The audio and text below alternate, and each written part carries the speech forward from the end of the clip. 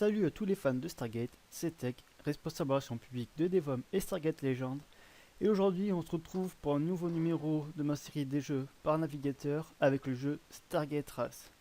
Alors, dans Stargate Race, on peut incarner soit un Goa'uld, soit un Terrien. Moi, perso, j'ai choisi un Goa'uld.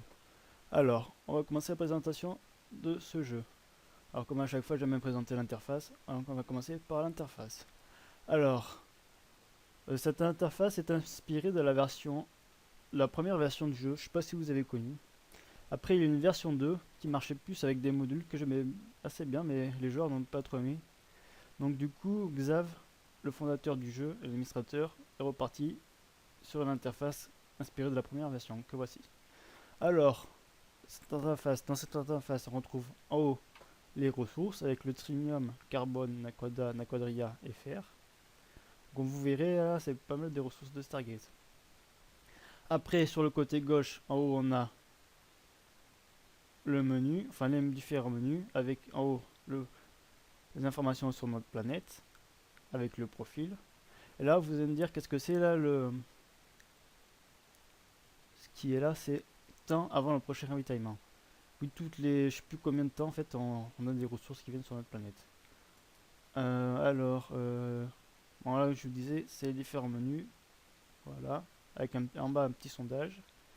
Et là, c'est les informations sur le jeu. Là, c'est sur, je suis dans la partie commandement. Là, c'est celle de commandement avec les informations sur sur mon jeu, sur mon personnage, les stats. Radar, bon j'ai pas de radar, là mes planètes j'en ai qu'une. Et je construis rien dessus. Bon alors, on va commencer, on va faire regarder les bâtiments. Donc, les bâtiments, regardez les mines. Bon, déjà, vous pouvez voir, je vous ai dit là, on a les bâtiments. Enfin, on a tout ce qu'on peut construire ici. En fait, ce qu'on peut construire ici, on le retrouve ici dans les onglets ici. Donc ça, c'est pratique, je dois dire. Alors, dans le bâtiment, en fait, on a, en première page, oui, en fait, on a les bâtiments, on a les mines.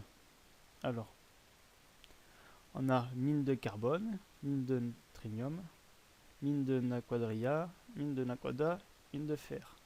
Après, on a le tunnel. Alors, le tunnel, ça permet de protéger ses hommes lors des attaques. En fait, on cache les troupes dans les tunnels qui sont sous terre. Et comme ça, quand un joueur vous attaque, il ne peut pas tuer vos hommes qui sont cachés dans les tunnels. On a le camp d'entraînement pour faire des troupes. Et qui augmente aussi, chaque niveau augmente la puissance de 7% des troupes. On a le centre de guérison. Alors ça c'est sur les autres jeux on trouve, je crois que c'est une exclusivité de Stargate Race parce que sur les autres jeux on trouve pas. Alors centre de guérison ça vous permet de faire gagner 5% de défense à vos troupes à chaque niveau. Attention, à partir du niveau 15 ce bâtiment n'a plus d'effet. Donc c'est-à-dire on peut monter jusqu'au niveau 15. Donc voilà pour les bâtiments. Après on a les dépôts. Donc les dépôts je passe vite fait, en fait ces dépôts c'est pour stocker les ressources. Regardez là j'ai peur, regardez. Mes dépôts sont assez bas et du coup mes ressources sont dans le rouge, elles augmentent plus. Après on retrouve les équipements. Alors on a les cristaux de contrôle. Ça aussi j'aime bien ces équipements. On ne se retrouve pas souvent dans les jeux comme ça Stargate. Alors les cristaux de contrôle permettent de réparer les systèmes de vaisseaux endommagés. Ça c'est assez sympa. On a le transporteur qui permet de transporter des ressources à travers la porte des étoiles. Le grand transporteur qui a une plus grande capacité de fret.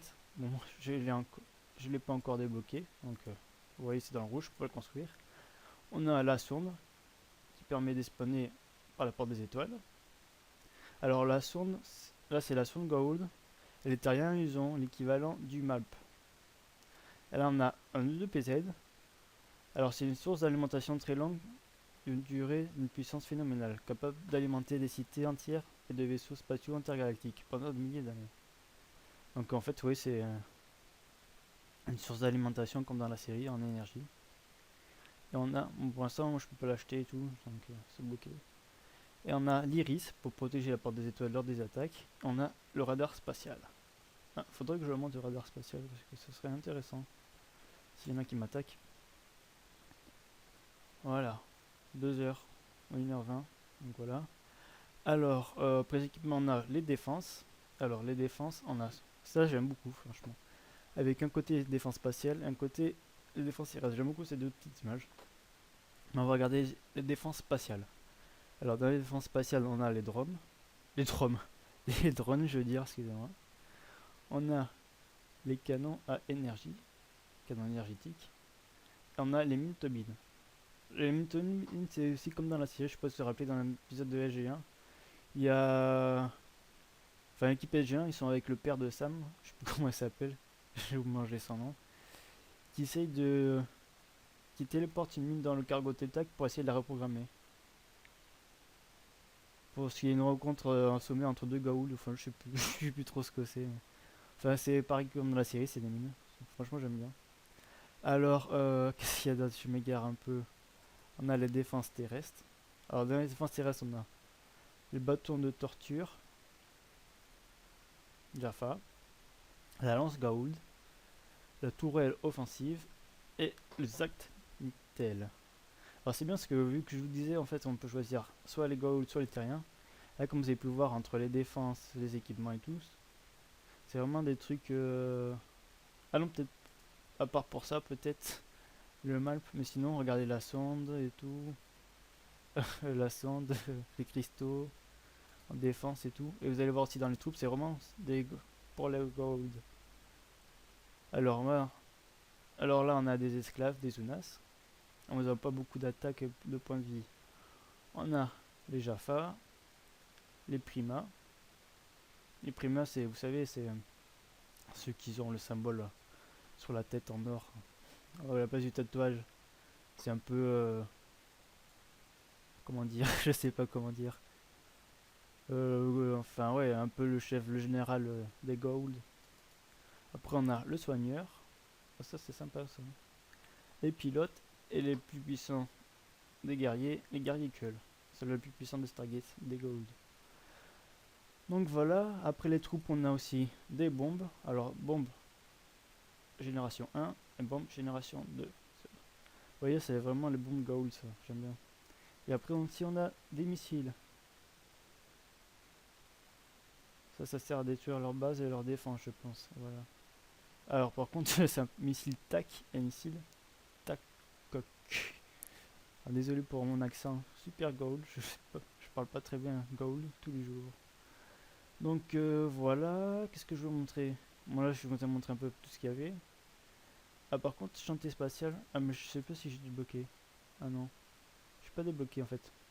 En fait on peut créer... Ah si peut-être. Alors j'ai jamais été sur ce menu. En fait on peut créer nos propres vaisseaux spatiaux. Alors infrastructure, ah je peux faire quand même pas mal de vaisseaux. Planeur de la mort, Alkesh, attaque ou vaisseau mère. Regardez vaisseau mère. Parce que les vaisseaux mère c'est plus grand, c'est celui qui a plus de fret. Coque. Coque. Coque en aquadria. Ouais. Réacteur. Réacteur hyperpropulsion. Armes. On va mettre les armes les plus puissantes. Canon en aquadria. C'est ça. Bouclier. Allez. Bouclier Asgard sur un vaisseau Mergold. Ça va le faire. Ça m'énerve, c'est pas grave. Générateur. Générateur en aquadria, c'est plus puissant. Alors, image du vaisseau. Ah ah, qu'est-ce que je peux choisir? J'aime bien le vaisseau d'Osiris. Ennemi, j'aime bien aussi. On va mettre vaisseau d'Osiris. Non, on va mettre celui-là. Tiens, voilà. Ah, puis au nom du vaisseau, on va mettre. Je sais pas. Tech. Tech. Ma. T, voilà. Tech maté en nom de vaisseau. Et voilà, le vaisseau est créé. Le plan du vaisseau Tech maté sont maintenant terminés pour construire aller dans le chantier spatial. Voilà. Alors en fait là c'est le plan de vaisseau qu'on peut créer et après on peut soit acheter, monter, voilà. Ah oui mais en fait là je crois que j'ai fait les plans mais en fait j'ai pas débloqué les pièces. En fait il faut acheter les pièces. Ah voilà. Là c'est les pièces qu'il faut acheter. Là c'est les infrastructures. Après on peut acheter les coques, voilà. Bon c'est dommage j'ai pas d'image pour les coques. Les armes aussi, il me manque des images. Oui, en fait, je vous ai pas dit, le jeu il n'est pas encore tout à fait fini, la nouvelle version. Donc voilà. Est-ce que j'étais en train de penser tout à l'heure, quand je parlais de l'interface, que j'ai pensé ça en regardant, en choisissant les vaisseaux. En fait, dans le jeu, on peut choisir le fond d'écran qu'on peut changer. On va dans options et on va regarder là. Image par défaut, image de feu, image basique, Destiny. Enfin, on a pas mal d'images à choisir. Donc je suis désolé, je vous dis ça maintenant parce que j'y pensais plus du tout. Donc voilà. Bon, après, je vous ai montré tout ça. Je vous ai pas montré en haut. Alors, en haut, au début, je vous disais dans les bâtiments, dans les mines. Enfin voilà. On peut construire des tunnels pour protéger nos hommes. Et les tunnels, c'est un menu qui est ici. Alors, soit c'est bunker ou tunnel. Donc voilà, en fait, on peut ajouter, on clique ici, on peut ajouter des troupes pour protéger l'ordre d'attaque. Elle a une petite notification qui dit que cette page a été créée grâce aux suggestions des joueurs. Donc voilà.